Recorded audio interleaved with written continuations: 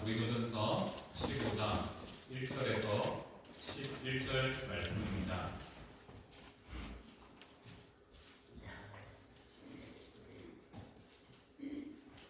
말씀이 조금 길지만 우리 천천히 함께 읽도록 하겠습니다. 함께 읽습니다. 형제들아, 내가 너희에게 전한 복음을 너희에게 알게 하노니 이는 너희가 아는 것이요 또 그 가운데 선 것이라. 너희가 만일 내가 전한 그 말을 굳게 지키고 헛되이 믿지 아니하였으면 그로 말미암아 구원을 받으리라.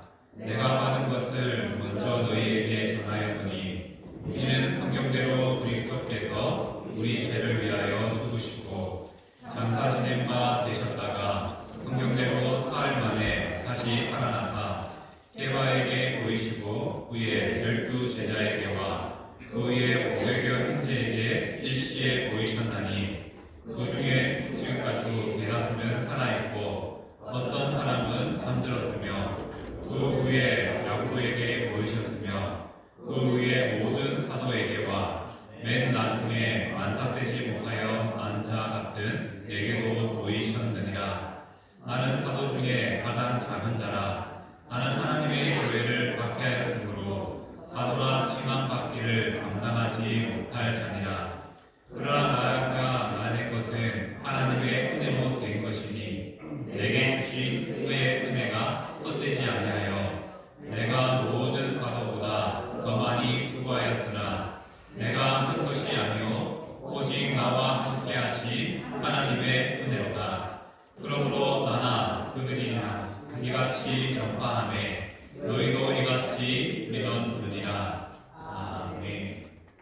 오늘은 부활주일입니다. 십자가에 죽으시고 3일 만에 부활하신 예수님을 우리가 함께 예배하는 날입니다. 그리고 우리가 알아야 될 복음이 있죠. 우리의 복된 소식이라고 말하는 복음은 무엇입니까? 예수님께서 우리의 죄 때문에 죽으셨고 3일 만에 부활하셨다라는 이 소식이 바로 우리가 전해야 될 그러한 복음이라는 사실을 우리는 잘 알고 있습니다.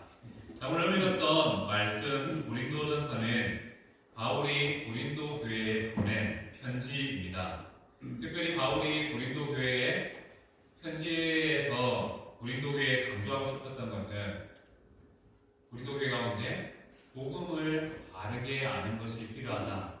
특별히 십자가에서 우리의 죄 때문에 돌아가신 예수님을 알아야 된다. 그 사실을 전하기 위하여서 바로 오늘 고린도전서 이 편지를 기록하게 되었습니다. 자, 우리 1장 23절 좀 넘겨주시면 좋겠습니다. 이게 포인트가 안 먹혀서 넘겨주시면 좋겠어요. 자, 고린도전서 1장 23절 보면 우리는 십자가에 못 박히신 그리스도를 전한다 라고 말씀합니다. 그리고 2장 2절 말씀에 보면 바울은 십자가에 못 박히신 예수 외에 아무것도 전하지 않기로 했다라고 작정했다라고 말합니다. 바울이 정말 진심으로 전하고자 했던 것은 바로 예수 그리스도의 죽으심, 십자가의 사랑을 전달하고 싶었다라는 것이죠. 바울은 이 십자가의 예수님을 전파하면서 이 마지막에 복음이라는 것을 전하면서 말미에 예수님의 부활에 대해서 강조합니다. 바로 오늘 읽었던 고린도전서 15장이 부활장이라는 이름으로서 예수님의 부활에 대해서 이 복음에 있어서 핵심이 되기에 바울이 강조하는 부분이 됩니다. 죽은 자의 부활, 우리가 다시 살 수 있다는 소망은 바로 예수님께서 죽으셨다가 부활하셨기 때문에 바로 우리가 살 수 있다는 것을 알 수 있습니다. 예수님의 부활은 단지 죽고 끝남으로 끝난 것이 아니라, 살아나시면 끝난 것이 아니라 그 부활을 목격한 많은 사람들에 의해서 이 일이 거짓이 아니라 진실이라는 것을 확신하게 됩니다. 그리고 예수님의 부활이 진리이기 때문에 성도는 예수님을 믿으면 우리도 예수님의 은혜로 인해서 다시 살 수 있다라는 소망을 품게 됩니다. 바로 이것이 성도가 품어야 될 부활의 신앙이라는 것이죠. 자, 우리는 의외로 예수님의 고난과 죽음에 머물러 있는 신앙을 갖게 시킵니다. 십자가의 신앙이죠. 이것이 나쁜 것은 아닙니다. 하지만 항상 이것들을 강조하다 보니까 부활에 대한 기쁨이 더 크고 놀라워야 되는데 우리 고난주간을 통해서 계속 죽음과 부활만 생각하다가 부활절이 되면 어떻습니까? 막 기쁨이 팍 터져야 되는데 그렇지 못하고 또 이렇게 왔구나, 지나가는 날이구나 라는 생각을 하게 됩니다. 자, 우리가 고난주간과 부활주일을 지나면서 우리는 두 가지를 함께 기억하게 됩니다. 예수님께서 십자가에서 죽으셨다는 사실과 예수님께서 분명히 부활하셨다라는 이 사실을, 이 두 가지를 함께 우리는 기억해야 한다는 것이죠. 그것이 바로 오늘 부활주일 하나님께서 우리에게 원하시는 신앙의 목표이라는 것이죠. 자, 우리가 이 부활 신앙을 갖기 위해서 가장 먼저 전제되는 조건은 이것입니다. 고린도전서의 바울은 이렇게 계속 말합니다. 십자가에 못 박히신 그리스도, 죽은 자 가운데서 다시 살아나신 그리스도를 믿는 것이 복음의 핵심이다 라고 말하고 있습니다. 그렇다면 이 믿음은 어떻게 시작될까요? 바로 복음을 들음을 통해서 시작된다는 것이죠. 바울이 오늘 고린도 교회에 전하고 있는 이 복음은 자신이 만들어낸 것 아니죠. 예수님으로부터 직접 전달받은 것 아닙니다. 다른 이로부터 듣게 된 전한 복음으로 인해서 바울은 그 복음을 자신의 삶에 받아들였고 또 그 복음을 이제 누군가에게 고린도 교회에게 전달하고자 했다는 것이죠. 바로 바울이 전하고자 했던 복음의 핵심이 여기에 있습니다. 복음의 핵심은 무엇입니까? 복음은 전하는 자가 있어야 듣게 된다는 겁니다.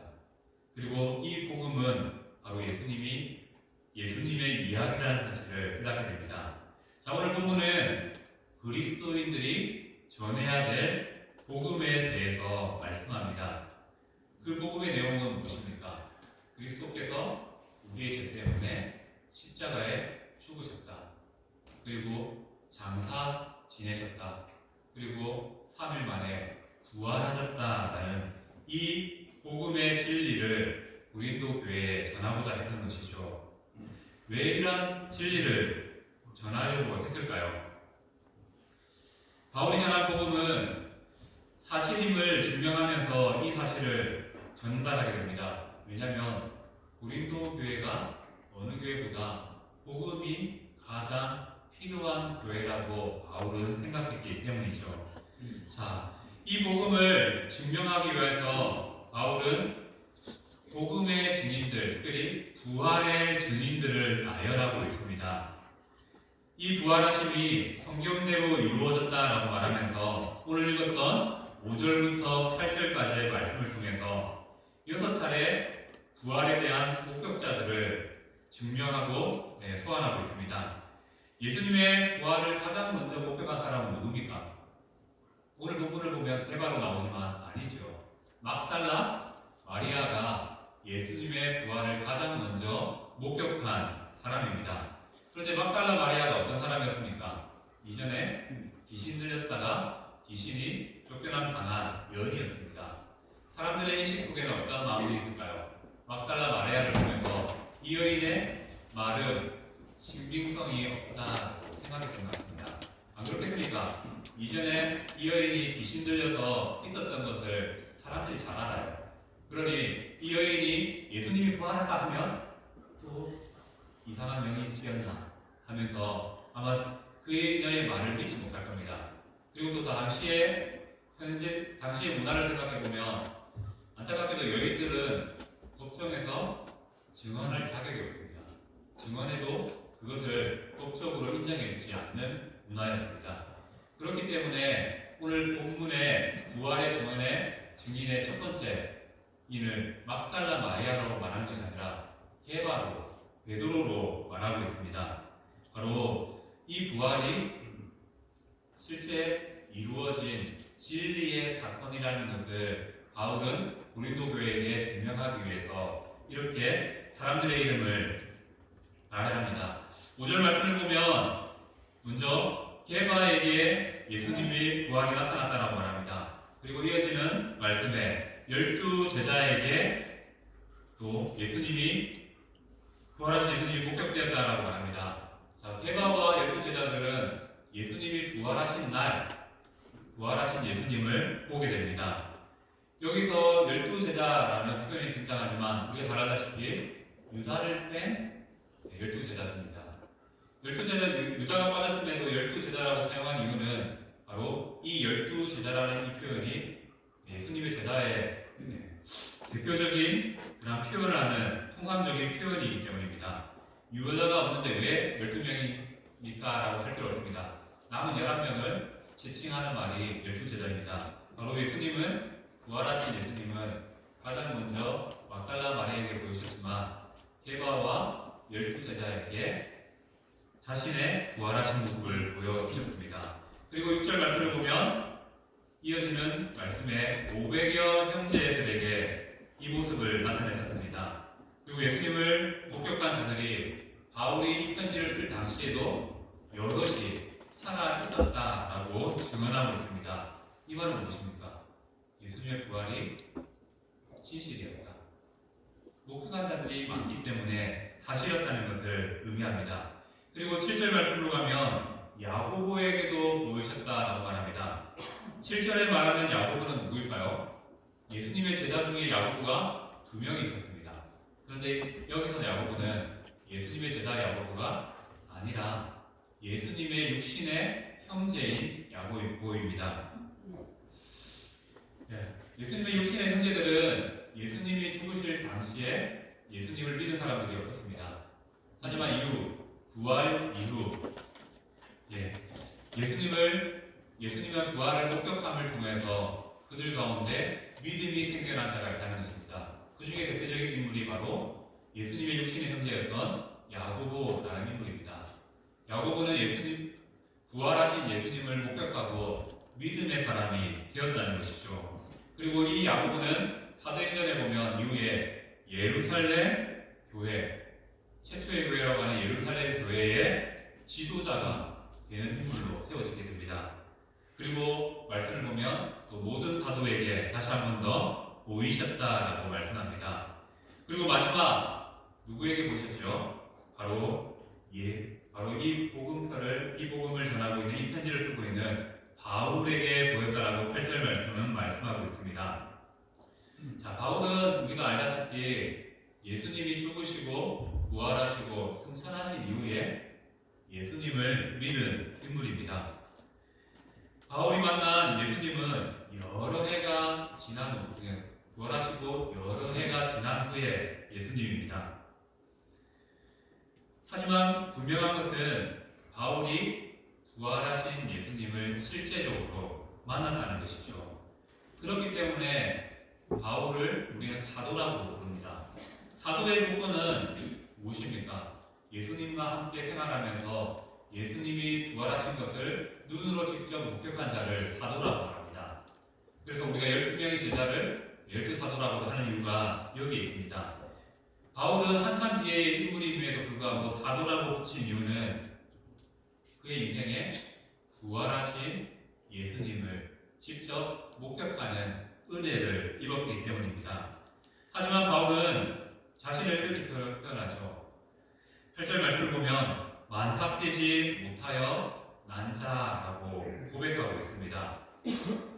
이 고백은 바울이 처음부터 사도로 세움받지 못했다는 것을 의미하고 자신은 다른 사도들에 비해서 많은 부분에서 부족함을 가지고 있다는 것을 표현합니다. 자, 만삭되지 못하여 난 자는 무엇입니까? 조산아를 의미하죠. 계월수를 다 채우지 못하고 태어난 아이를 의미합니다. 이는 무엇을 의미합니까? 부모의 돌봄 없으면 결코 살아날 수 없는 자. 그래서 다르게 말하면 바울은 이 표현을 통해서 나는 어떤 자냐면 하나님이 내 삶에 매일매일 간섭해 주시지 않으면 내 삶을 붙잡아 주시지 않으면 나는 하루도 설 수 없는 자라는 표현이 이 표현입니다. 바로 바울은 이 표현을 통해서 나는 하나님을 의존하고 살아가는 자, 하나님 없이는 하루도 살아갈 수 없는 자라는 표현을 이 고백을 통해서 말하고 있습니다. 이렇게 오늘 고린도서 15장은 부활의 증인을 6차례라는 표현을 통해서 표현하고 있습니다. 이렇게 증명하는 이유는 무엇입니까? 예수님은 실제로 부활하셨다는 것을 고린도 교회 성도들에게 알려주고 그 믿음을 갖기 원하는 마음에서 이렇게 편지했다는 것이죠. 자, 오늘 읽었던 고린도전서 15장 1절부터 11절까지 말씀을 보면 서두에서 복음을 믿는다라는 말로 시작해서 또 마지막 복음을 믿는다라는 말을 통해서 이 글이 시작되고 끝나게 됩니다. 오늘 본문의 핵심이 바로 복음에 있다는 것이고요. 바울은 이 복음을 강조하기 위해서 이 본문의 이야기를 기록했다는 것이죠. 자, 1절 말씀을 보면 이렇게 말합니다. 왜 바울은 고린도 교회에 복음을 강조했을까요? 교회라는 것 자체가 무엇입니까? 예수님을 믿는 사람들이 모여있다는 겁니다. 그럼에도 불구하고 고린도 교회에 복음을 강조하면서 복음을 전한 이유는 무엇이겠습니까? 자, 우리 1절 말씀을 보면 이렇게 말합니다. 알게 하기 위해서 이 복음을 너희에게 전한다. 이 편지를 너희에게 전한다라고 말합니다. 알게 하노니라는 이 단어에는 엄숙한 진술이라는 의미를 담고 있습니다. 진정성이 있는 그러한 말을 기록했다라는 표현을 알게 하노니라는 단어에 담고 있습니다. 바울은 고린도 교회 성도들이 이 사실을 분명히 알았으면 좋겠다. 이 사실은 반드시 알아야 된다라는 마음으로 편지를 쓸 때 우리 진심을 담을 때 꾹꾹 눌러 쓰지 않습니까? 그것처럼 바울은 이 내용들을 예수님의 부활에 대한 이 내용들을 꾹꾹 눌러서 고린도 교회 성도들이 진심으로 믿고 받아들이기를 원했다라고 말하는 것이죠. 그리고 이 글을 읽으면서 좀 오해하지 마라. 오해하지 말고 예수님의 부활을 있는 그대로 믿으라라는 마음으로 이 글을, 이 편지를 써냈다고 말씀하고 있습니다. 자, 바울은 고린도 교회에 일어나는 많은 문제들이 있었습니다. 편견이 갈리는 문제가 있었고요. 또 여러 가지의 거짓된 이야기들이 있었습니다. 그러한 모든 일의 모든 문제의 중심이 바울은 이렇게 평가했습니다. 진단했습니다. 어떻게 했냐면 고린도 교회 교인들이 복음을 잘 몰라서 복음을 오해해서 이러한 일들이 일어난다라고 진단했습니다.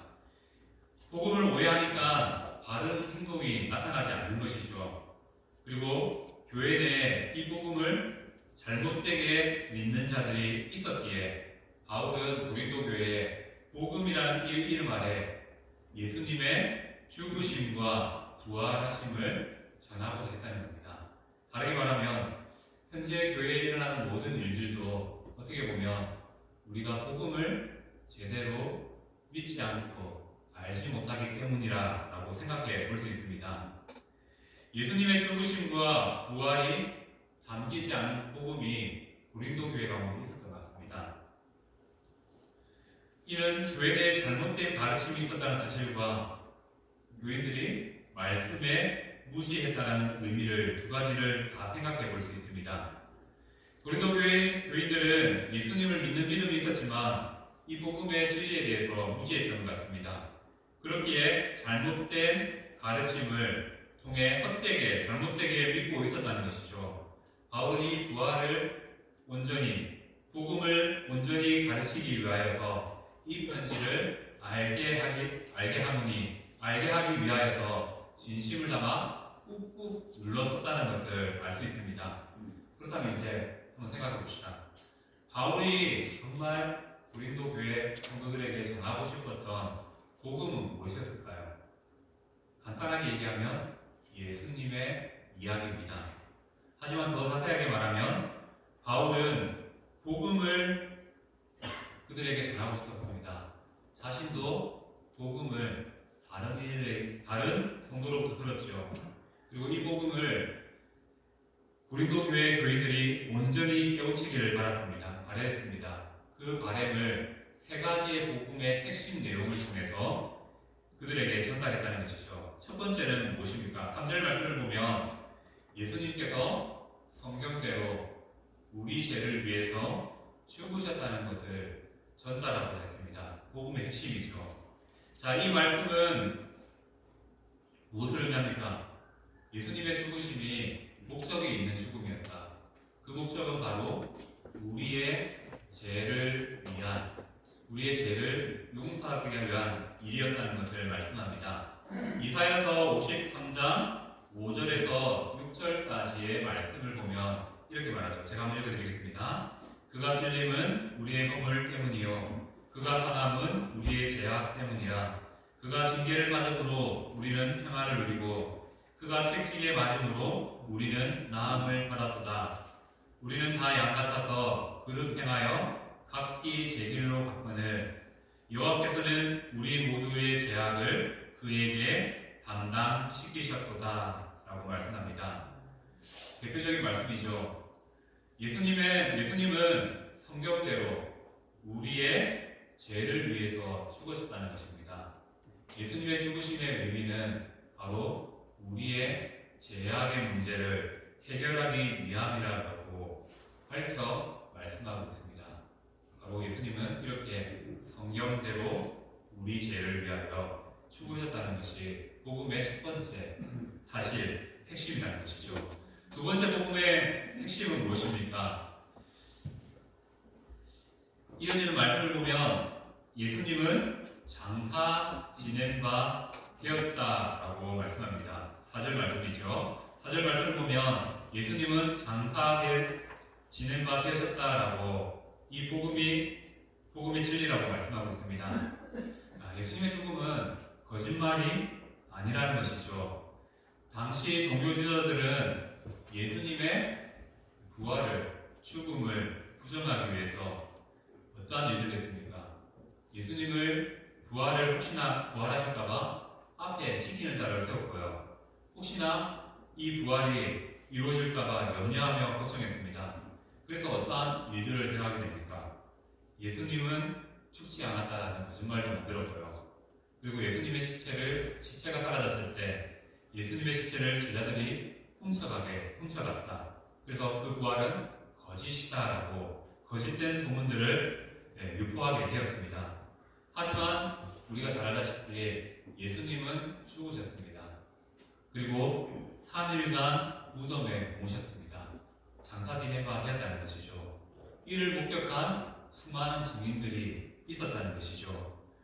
예수님의 죽음을 부인할 수 없다는 것입니다. 무덤 앞에 혹시나 모를 일을 위해서 지키는 분명히 있었던 것도 무엇을 의미합니까? 예수님의 죽음이 확실했다는 것을 의미합니다. 바로 죽음과 부활이 거짓이 아님을 통하여서 이 바울이 전한 복음이 거짓말이 아니라 사실이고 모두가 믿어야 되는 일이라는 것을 증명하고 있습니다. 그리고 예수님의 존재와 죽음과 부활에 대한 증언은 성경책 외에도 여러 가지 역사적인 자료를 통해서도 함께 기록하고 있습니다. 이것이 의미하는 것이 무엇입니까? 예수님의 죽음과 장사되심과 부활하심은 성경에 있는 얘기가 아니라 실제로 역사적으로 이루어졌고 증명된 사건이라는 것을 말합니다. 그리고 세 번째, 다시 한 번 더 예수님은 성경대로 사흘 만에 다시 살아나셨다라고 4절 말씀을 통해서 말씀하고 있습니다. 이것이 세 번째 복음의 핵심입니다. 호세아서 6장 2절 말씀을 보면 이렇게 말씀하고 있습니다. 여호와께서 우리를 살리시며 셋째 날에 우리를 일으키시리니 우리가 그의 앞에 살리라라고 말씀합니다. 예수님의 3일 만의 부활은 성경의 예언대로 이루어진 사실이라는 것을 말씀하고 있습니다. 성도들이 예수님을 믿는다는 것은 바로 예수님께서 나의 죄 때문에 죽으셨음을 믿는 것이고요. 또 예수님의 죽음이 거짓이 아니었다는 것을 믿는 것입니다. 또한 이 예수님께서 죽으시고 끝난 것이 아니라 3일 만에 부활하심을 믿는 것이 바로 우리의 믿음이 되어야 된다는 것이죠. 바울은 이렇게 세 가지의 사건들을 통해서 예수님의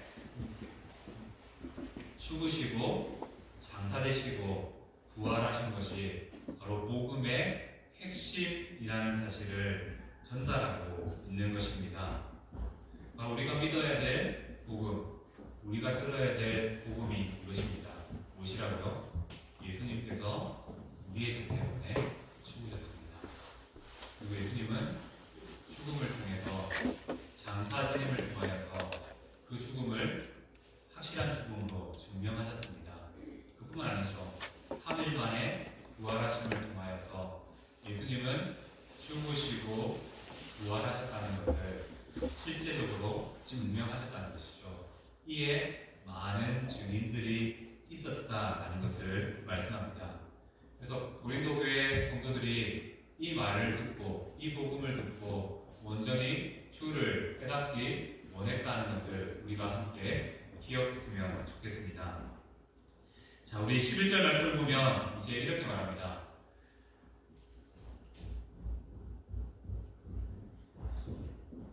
그러므로 나나 그들이나 이같이 전파하매 너희도 이같이 믿었느니라 라고 말씀하고 있습니다. 자, 바울은 자신도 남들에게서 복음을 듣게 되었습니다. 그리고 자신이 예수님을 믿게 되었죠. 그리고 자신이 이제 그 믿음의 특징을 가지고 고린도 교회의 교인들이 이 복음으로 온전히 세워지기를 원하며 이 편지를 전하게 됩니다. 바울이 원했던 것은 한 가지죠. 고린도 교회 성도들이 복음을 제대로 알고 믿기를 원했다는 것입니다. 아마 이 자리에 앉아 계신 성도님들도 누군가로부터 복음을 듣고 신앙생활을 시작하셨을 것입니다. 이것이 의미하는 것이 무엇입니까? 복음은 전하는 자가 있어야 되고요. 복음은 들어야 되는 것입니다. 우리 가운데 믿음이 일어나기 위해서는요, 이 복음을 듣고 또 전하는 자가 있어야 된다는 것이죠. 이 복음이 무엇입니까? 예수님께서 나의 죄 때문에 죽으셨다는 것이고요. 그리고 그 죽음에서 머무는 것이 아니라 3일 만에 부활하셨다는 것입니다. 왜요? 나를 살려주시기 위해서, 나에게 새로운 삶과 새로운 생명을 주시기 위해서 이 일들을 행하셨고 이 일들에 많은 증인들이 있다는 것을 말씀하고 있습니다. 우리는 오늘 이 자리에서 다시 한번 들어야 됩니다. 복음을 들어야 됩니다.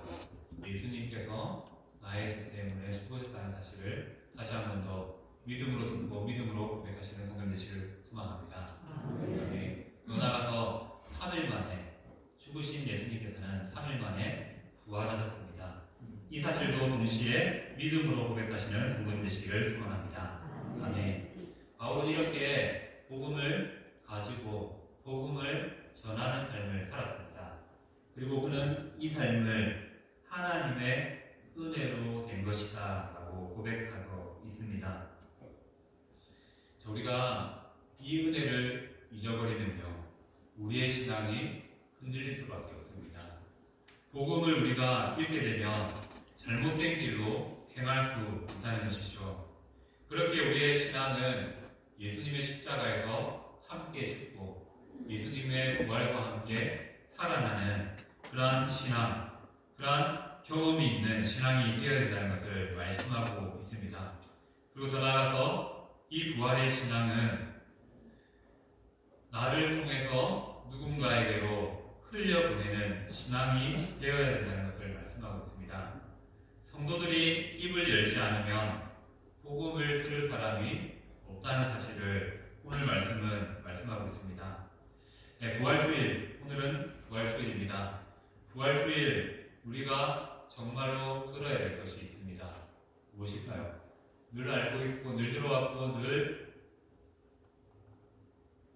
들어왔고 우리가 너무나 잘 알고 있는 내용일 것입니다. 바로 복음입니다. 예수님께서 우리의 죄 때문에 죽으셨다. 우리를 살리기 위해서 부활하셨다라는 이 이야기입니다. 부활주일은 어떤 날일까요? 바로 이 복음을 다시 한 번 더 우리의 삶에 되뇌는 날이고요.